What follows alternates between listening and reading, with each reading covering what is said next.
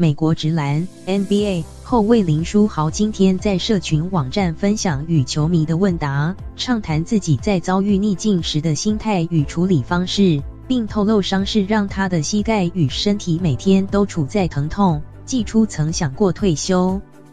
林书豪今天在 Instagram 上开放球迷问答，问题都以人生逆境为主轴，有球迷问他是否曾想过放弃，他也直白地回说，是的，非常多次。上个球季身披篮网球衣的林书豪，在开幕战就因右膝髌骨韧带断裂，提前宣告整季报销。林书豪在回答球迷问题时也透露，当时膝盖和身体每天都承受疼痛。老实说，在球季刚开始的时候，我曾想过退休。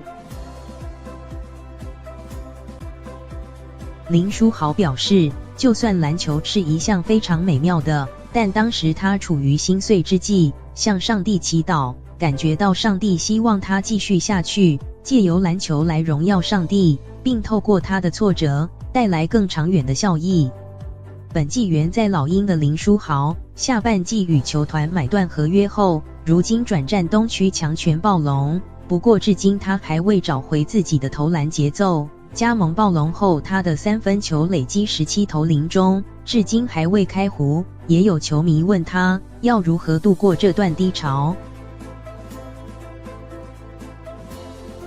对此，林书豪则是正向思考，斩钉截铁地回答：继续投，而且要相信下一球一定进。他也表示，在场外要继续训练，而且近来他也增加了很多额外的投篮训练。有时候你不会马上看到成果，但你永远不会知道何时会突破。